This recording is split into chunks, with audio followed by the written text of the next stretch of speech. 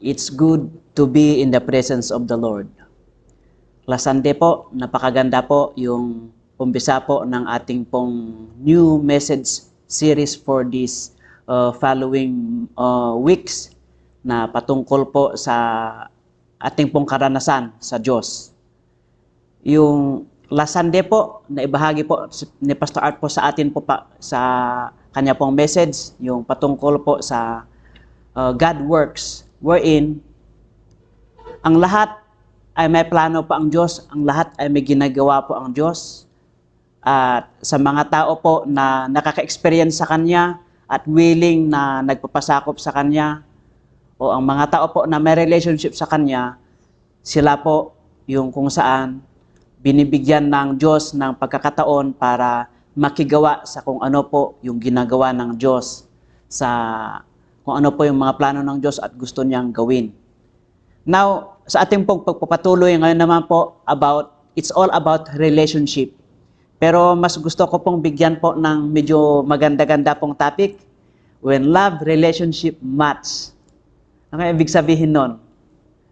Sa iba siguro, baka ang sigaw nyo na sa iyong sarili ay kasalan na. O, di ba? Kapag nag-match yung pag-ibig ng dalawang tao, nag-match yan, ibig sabihin, yan, kasalan na. O kapag nag-fit in yung pagmamahalan ng bawat isa. So, sa ating pong text, matatagpuan po in the book of Mateo 22, verses 37 and 38, and in the book of Exodus, chapter 24, verses 12 to 18. So, basahin po natin dito po sa book of Mateo. Mateo chapter 22 verses 37 and 38. Ganito po ang mababasa po natin. Jesus replied, "You must love the Lord your God with all your heart and all your soul and all your mind. This is the first and greatest commandment." So, yun po, yung una po na ating pong text po, and in the book of Exodus chapter 24 verses 12 hanggang 18. Ganito po ang mababasa po natin. Then the Lord said to Moses, "Come up to me on the mountain. Stay there, and I'll give you the tablets of stone on which I have inscribed the instructions and commands, so you can teach the people." So Moses and his assistant Joshua sent out, and Moses climbed up the mountain of God. Moses told the elders, "Stay here and wait for us until we come back. Aaron and Hur are here with you. If anyone has a dispute while I am gone, consult with them." Then Moses climbed up the mountain, and the cloud covered it, and the glory of the Lord settled down on Mount Sinai. And the cloud covered it for 6 days. On the 7th day, the Lord called to Moses from inside the cloud. To the Israelites at the foot of mountain, the glory of the Lord appeared at the summit like a consuming fire. Then Moses disappeared in the cloud as he climbed up the mountain. He remained on the mountain 40 days and 40 nights. So tayo po ay manalangin. Heavenly Father, sa umaga pong ito, we pray, Lord Jesus, na pagharian niyo po ang puso't isipan ng bawat isa po sa amin. Ang lahat po, Panginoon, ng mga kasama po namin sa aming pong tahanan, upang sa aming pong pagpupuri po sa inyo at pakikinig sa iyo pong mga salita, wala pong disturbances sa aming pong pakikinig ng iyo pong mga salita. Bigyan niyo po kami ng pangunawa at nang maunawaan po namin ang iyo pong mensahe po para po sa amin. We pray, Lord Jesus, na hayaan niyo po na ang banal na Espiritu ay mangusap sa bawat isa po sa amin. Maintindihan po namin kung ano po yung message niyo po sa amin. In Christ's mighty name we pray. Amen and amen. Now, going back po sa ating pong topic, when love relationship match, kapag yung pag-iibigan ng pag-iibigan ay nag-match or nag-fit in. Yung pag-iibigan po natin sa Diyos ay nag-fit in, ano kaya ang mangyayari? Yan. So, it is God's initiative to let us experience Him in our lives and with the expectation that we could recognize Him and respond to Him with a good personal relationship with Him in return. Diba? Magmula po sa sila Adam at saka si Eva, sa kanyang paglikha ng lahat, that is showing already of love, kung paano niya tayo kamahal. So, yun po ang mga ginawa po ng Diyos at maliban din po sa mga araw-araw po na pag-iingat po ng Diyos sa atin. Yun po, pinapakita po ng Diyos kung gaano niya po tayo kamahal. So, the different names of God in the Bible were names mostly given by these godly people who have experienced Him personally in their lives. Katulad ng experience ni Abraham na experience na God is the God who provides. So, nang dahil sa kanyang karanasan na yon, ibinigay ni Abraham yung pangalan sa Diyos na Jehovah Jireh or the God who provides. Ang ibig niya pong sabihin. So, maging din po sa iba pong mga pangalan po ng Diyos, karamihan po, ito po ay naibigay po ng mga tao na kung saan sila po yung mga tao na nakaranas kung sino ang Diyos sa kanilang buhay. At batay sa kanila pong karanasan, naibigay po nila ang pangalan na angkop po para po sa Diyos. The problem that we face nowadays is when to say when one has a genuine relationship with God. Yan po ang problema po sa atin ngayon. Lalong-lalo na po na ang dami pong mga kulto, ang dami pong mga seemingly Christian, but in reality, hindi po sila mga Kristiyano. Ang dami pong mga seemingly may relationship kuno sa Diyos, pero in reality, they don't have. But all of these are just outward performance. So, when to say when one has a genuine personal relationship with God, or everything is just a cloudy picture of a seemingly godly relationship that we have for God. When to say when the love of God for us and our love for Him meet at a point, or just a misunderstanding, or our love for Him is a fake one, or not true.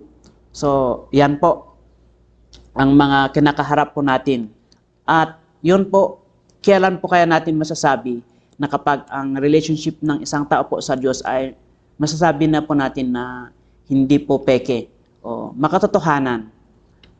So ito po, batay po sa ating pong mga nabasa, may mga ilan lamang po akong nailista po dito na natutunan na gusto ko pong ma-share po sa inyo na mga principles. Ang una po, we willingly respond to God's love with the right kind of love that fits for Him. With the right kind of love that fits for Him. Na talagang para sa Diyos. Iba po yung pagmamahal kasi natin sa ating mga alagang hayop, sa ating mga personal belongings. Iba din po yung pagmamahal po natin sa ating pong mga loved ones, mga kapatid, yung mga may asawa, mga anak. Pero there is also this right kind of love that fits for God. That is the agape love. So, we say that we have a genuine relationship with God when we willingly respond to God's love with the right kind of love that fits for Him. Ang una po, yung pong intro po natin kanina, sabi natin, is God who initiates love. Siya po ang unang nagpakita sa atin ng pag-ibig. Kaya nga po ang problema pinapakita ng Diyos ang kanyang pag-ibig sa atin, but we always ignore Him. Only few people will respond to Him. So, paano po natin malalaman kapag ang tao ay makatotohanan sa kanyang pag-ibig sa Diyos? Ang una po, ito po nabase po natin. When we willingly respond to God's love with the right kind of love that fits for Him. Sabi po ng ating pong una pong nabasa kanina sa Matthew chapter 22 verse 37, you must love the Lord your God with all your heart, all your soul, and all your mind. So, naging command po siya ng Diyos, wherein dapat sana nagkukusa po tayo po na minamahal po natin ang Diyos ng kusa.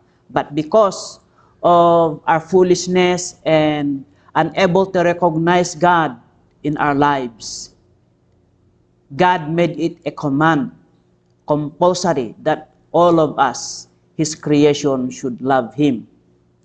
So, Matthew 27 verse 37 is a command that needs truthful response, that is to willingly love God also as He deserves. So, yun po ang kailangan po ng Diyos, na mag-respond po tayo ng makatotohanan. Love relationship starts to work when we allow our hearts to love others or respond to their love. So it is with our love for God. It's a two-way process.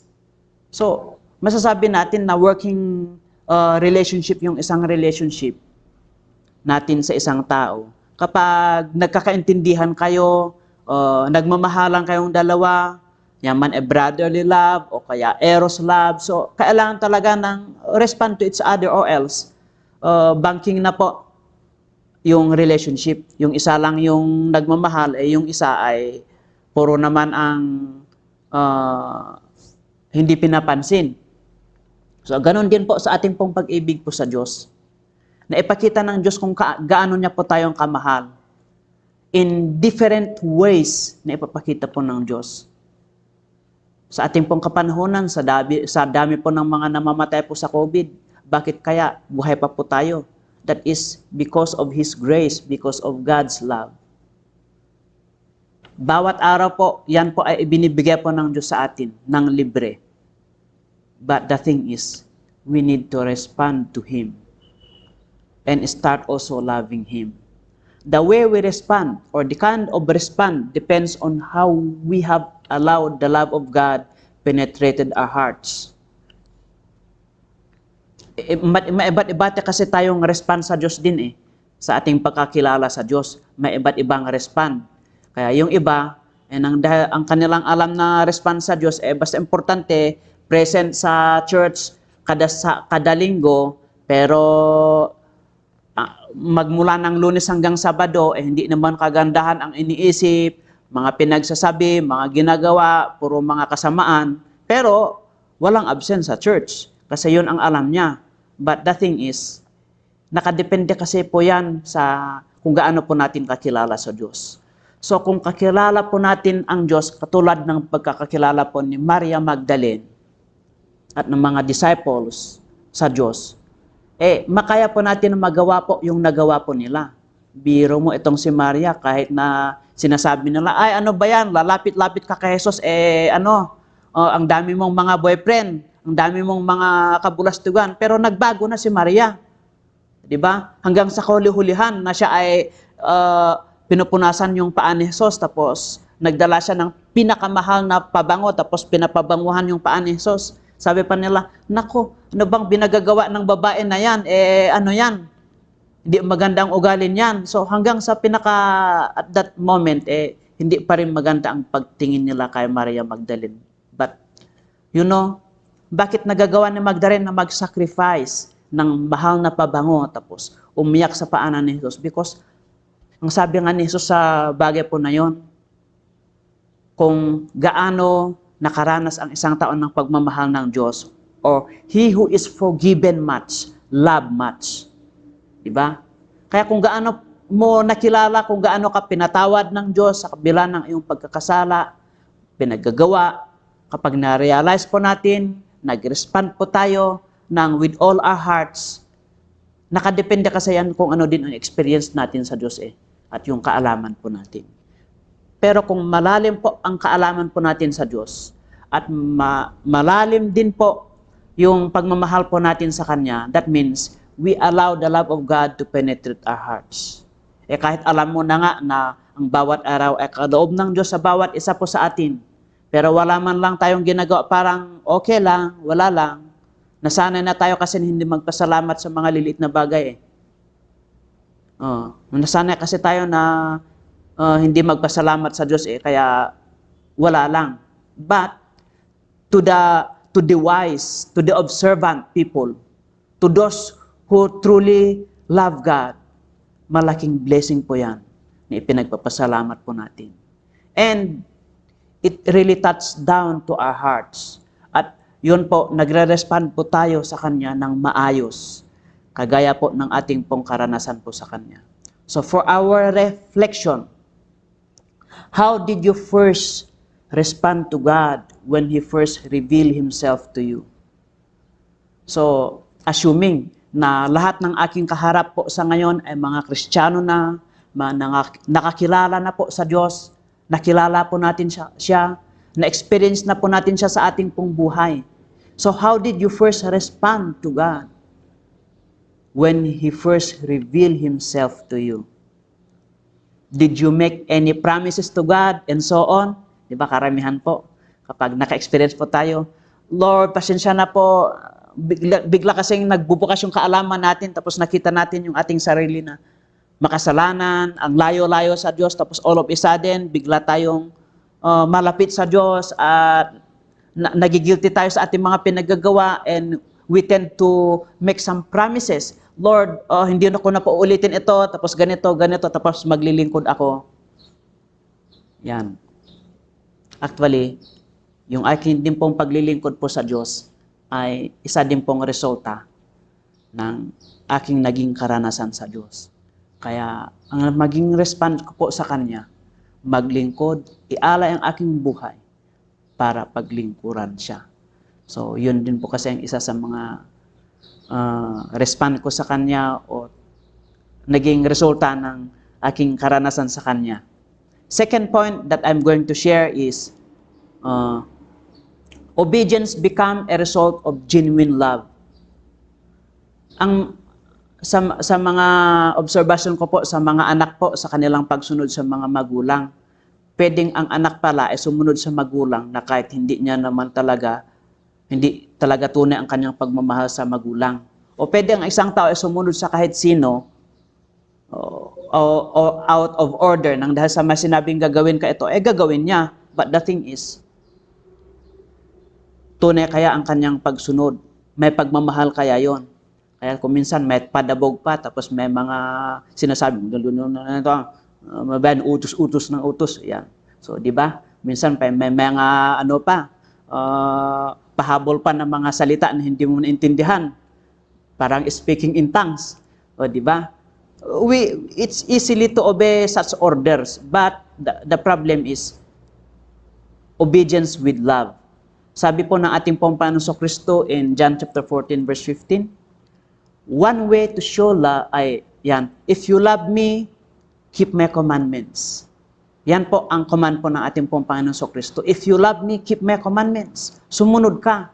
So one way of showing love or demonstration of our love for God is to obey Him. Obedience. Kung gaano po natin minamahal at nag-obey po sa ating pong Panginoong Kristo, minamahal din po natin ang Diyos kasi lahat nagmamahal sa ating Panginoong Kristo ay mahal din po ng Diyos. That is how it should be na pag-respond po sa utos po ng Diyos sa bawat isa po sa atin. Obedience becomes a result of genuine love.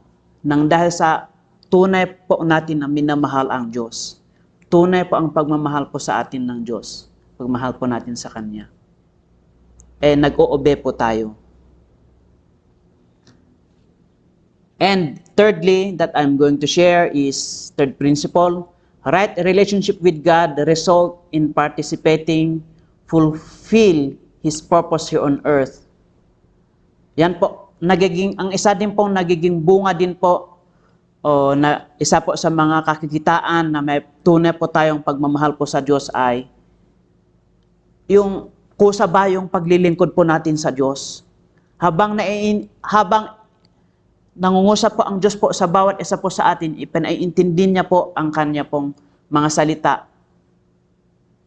Nagiging kusa na po ang ating pong paglilingkod sa Kanya. Isa din po yan sa mga naging karanasan po ni Moses sa Diyos ay hindi lamang talagang meron po siyang pagmamahal sa kanyang mga kababayan, pagmamalasakit sa kanyang mga kababayan ng mga Israelites. But the thing is, lahat po ay nagbago doon po sa encounter niya sa Diyos doon po sa golden bush. Yan po. All of a sudden, nagbago po ang lahat. At yun na po, nakaya po ni Moses na sumunod sa kanya. Nang dahil sa kanya pong naging karanasan sa Diyos. So, everything should start with God. Moses did establish first his relationship with God before coming this far in saving the Israelites. Bagamat noon pa man, talagang gustong-gusto niya na to do something sa kanyang mga minamahal na mga katribo, na mga Israelites. Noon pa man, makikitaan po natin yung kanyang pagmamahal. But the thing is, he was not able to do that much until such then na meron po siyang personal encounter with God at nakaya niya pong sumunod. Kaya nga po, obedience becomes a result of genuine love. Kasi pagkatapos nito na kanyang encounter with God, nabuo ka ng relationship, kaya doon sa ating pong text sa Exodus, nung sinabi ng Diyos, halika dito sa bundok, kasi may mensahe ako sa iyo na ibibigay para sa mga tao. Nakaya niya pong sumunod. At maging din po dito sa ating pong binabasa po na nakakaya niya ang lahat ng mga yan nang dahil sa naka-establish na po ang kanya pong relationship with God. So service comes after relationship is established. Kaya yung mga iba dyan na wala namang matibay na relationship sa Diyos, tapos sinasabi naglilingkod sila sa Diyos, kung ano naman ang mga pinaggagawa. Sumama lang minsan lang sa relief giving o pagbibigay ng ayuda o minsan lang nagkusang magbigay ng para sa ayuda, naglilingkod na daw siya sa Diyos. No. Ang tunay po na paglilingkod sa Diyos ay nabubuo because of our intimate relationship with God. Kaya kapag isang tao ay walang intimate relationship with God, nako, paano ba yan magkakaroon ng tunay na paglilingkod? So napakahalaga po na establish our relationship with God, and God will guide us and give us the success as we serve Him. It is He who called people into service after relationship established. Di ba? Sabi po sa New Testament na it is God who called some to be apostles, some to be pastors, some to be prophets. Di ba? It is God who called. Diyos ang tumawag. So kahit anong pagpupursige mo, so ay gusto kong maglingkod, magpapastor ako nang dahil sa nakapagtapos ako sa seminary. Batayan ba yan nang dahil sa nakapagtapos ka? Kaya ang dami pong mga nagtapos actually sa seminary na hindi naman successful sa pagpapastor because one thing na nakalimutan po nila, the key to all of this is dapat may personal relationship sa Diyos. May genuine relationship sa Diyos. Tunay na relasyon po tayo sa Diyos. So, doon po lahat nag-uumpisa. So, when God is at work in our lives, when God is the fuel of our hearts that drives us to go this far in serving Him, makikita po natin ang resulta.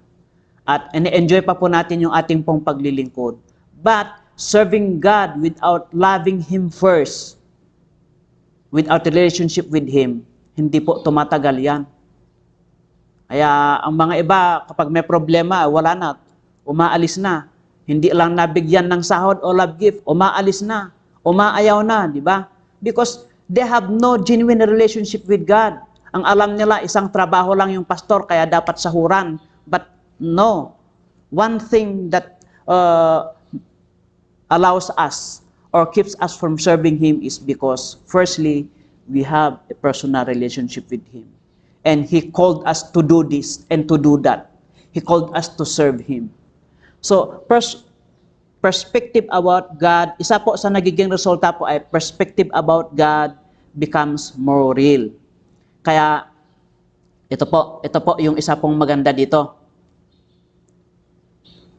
Kapag ang isang tao po ay may genuine relationship sa Diyos, our prayer is in humility, not commanding. Di ba? Nakarinig ba kayo ng kapag manalangin ay ang sabi niya na Lord, gawin mo ito, gawin mo ito, gawin mo ito, gawin mo ito. Lord, i-provide mo ito, ay gawin mo ito. So, parang siya na yung boss. Di ba? But, kapag tunay ang relationship ng Diyos sa Diyos, ng tao sa Diyos, hindi po siya commanding, kundi out of love na, Lord, in humility, na hindi na demanding. So, isa yan sa nagiging pagbabago. As we expose ourselves to God, we understand His purpose, a clear understanding on what He wants us to do now, and is now clear to us. The way we pray is now more concentrated in recognizing Him as God, who is in control over everything. So, yan. Nakakonsentrate na po sa pagkilala po natin kung sino ang Diyos. Na hindi po yung mga kagustuhan po natin o yung kinocommand natin si God na gawin mo ito, gawin mo ito. No. Nakakahiya naman kung siya pang ating pong utusan. So, isa din po makita po natin dito, everything about God is now becoming more valuable to us. Yan. Halos kadugtong din lang po ito ng obedience kanina. So, makita po natin the disciples were able to leave everything behind and follow Jesus. Kasi ganun ka-valuable po yung na-establish na relationship ng Diyos sa kanyang mga disciples. Actually, hindi naman agad-agad iniwan na ni Pedro ang kanyang mga kasama at tapos yung nahuli nilang mga isda. Hindi naman agad-agad eh. Kasi unti-unting na-develop yung relationship nila sa Diyos. Kaso lang, dumating yung kumbaga yung pinaka-point na talagang sabi na ni Peter, ano pang hinihintay ko? Ano pa ang gusto ko pang mangyari sa aking buhay? Andito na, natagpuan ko na talaga yung tunay. So, naghintay lang ng turning point. At yung pangangalap nilang ng isda, at that time, yun po ang naging turning point sa kanya to fully decide to leave everything behind and to follow God. But the thing is, unti-unti na po na may na-develop po na relationship. Na relationship na nabubuo sa kanilang pakipag-usap kay Jesus at nakikita sa kanila. Malaking bagay din kasi yung nakikita eh. That proves na our God is working God. Our God is a miracle God. Our God can do beyond what we think or imagine. So, nagiging valuable na po. Ano pang hahanapin mo? Andyan na lahat. Nakita mo na talaga yung pinaka-source of everything. Kung noon naranasan natin yung pakunti-kunti lang because yan ay kumbaga alikabok lang, mga showers of blessing lang. But the thing is, kapag natagpuan mo na yung pinaka-source of everything at naranasan mo, you are willing to value it and to live everything. Ganon mo siya ihahalin tulad sa lahat. They did not value their lives, but ready to give up for the cause of the gospel. So yun po ang mga naging resulta po ng kanila pong naging karanasan po sa Diyos. Para sa akin po, talagang lahat naman tayo ay dumarating na tayo po ay mamamatay. But the thing is, ano ba yung maiiwan po natin na legacy? At ano ba yung testimony na may harap po natin sa Diyos after this life? So kung tayo po ay naglingkod po sa Kanya ng buo, at least meron kang, you are worthy to be called, well done, my good and faithful servant. You are worthy to be recognized by God as His servant. Pero yung ipinagpipilit po natin, Lord, naglingkod naman ako sa iyo. Naglilingkod ka na nga. Sabi mo, naglilingkod ka, pero ang dami namang mga padabog-dabog, tapos ang dami pang mga sinasabi sa likod-likod. Ano ba yan? Tayo na lang parating gumagawa. Ano ba yan? Ano ba yan? Ang dami namang ano ba yan? So, yan ba ang tunay na pagmamahal at paglilingkod sa Diyos? I think, hindi ganon. But, when we really love God, nakikita po natin yung how valuable is God in our lives. At doon po, naka-anchor po ang lahat ng ating pong ginagawa. Gaano man kahirap yan, kahit alam mo naman na yan ang iyong huling araw na o ikakamatay mo yan man, hindi po yan makayang matumbasan yung malaking pag-ibig na nararanasan po natin sa Diyos. Nakakaya po natin may sakripisyo po ang lahat because of our love for God. So, application, how far will you be able to do and sacrifice in serving God? Yan. Sabi ko nga kanina, nakadepende kasi yan kung ano po yung karanasan po natin sa Diyos. At kung gaano din talaga natin kamahal ang Diyos sa ating pong buhay. Kahit naman parating sinasabi ito, kung yung puso naman natin ay sarado, na talagang ayoko, ganito lang talaga ako, ganito lang ako, taga-attender lang ako, hindi mo mararanasan talaga ang lubusan na relationship sa Diyos. Hindi mo lubusang mararanasan ang Diyos. But if your heart is open and willing to serve Him at any cost, nakadepende kasi yan kung gaano po tayo yung ating pong magiging response sa Kanya. At yung aking din po magiging karanasan sa Diyos, nakadepende din po yan sa Diyos yan at sa ating pong puso in obeying Him. So how far will you be? O ano ang iyong magiging mararating at kayang magawa at maisakripisyo sa paglilingkod sa Diyos? Conclusion na po. We can say that our love relationship matches, nag-fit in with the love of God when, una po, we have the right response to Him for His love for us. Kung maayos po ang ating pong pag-respond po sa Diyos, na hindi po sa pilitan o nang dahil sa itinulak o anumang dahilan, but out of love, out of the abundance of our hearts. We can say that our love relationship matches with the love of God when our obedience to Him is genuine. Okay. When our obedience to Him is genuine. Makatotohanan, because yan is out of love. And when we end up doing or participating or doing His purpose here on earth, yan naman kasi talaga kapag yan po ang mga nagiging resulta kung makatotohanan po yung ating pong pag-respond sa Diyos o pagmamahal po sa Diyos. We end up participating sa ginagawa po ng Diyos. We end up following God. We end up volunteering ourselves to do what we can sa mga ginagawa po ng Diyos. We end up obeying God. Yan po ang mga nagiging resulta kapag tunay po ang ating pong pagmamahal po sa Diyos. At yan po ang mga kakikitaan na tunay nga na match po ang pag-ibig po natin sa Diyos. At hindi lang ang Diyos ang patuloy na umiibig sa atin, pati rin tayo ay umiibig po natin sa Kanya. When we have all of this, the right response, genuine obedience, and participating in doing His purpose here on earth.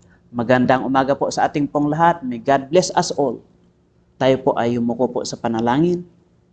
Heavenly Father, napakinggan po ng bawat isa po sa amin ang iyo pong mga salita. Patuloy pa ko yung mangusap sa bawat isa po sa amin. May your words be a continuous living word sa amin pong mga puso at isipan na pabalik-balik po sa mga isipan po namin upang makita po namin ang aming pong mga sarili. Ma-check and balance po namin ang aming pong mga sarili. At ma-evaluate po namin kung talaga nga ba na nagmamahal po kami sa inyo o nakikiuso lang sa mga ginagawa ng iba. O nadadala lang ng dahil sa barkada o ng dahil sa may nagsabi.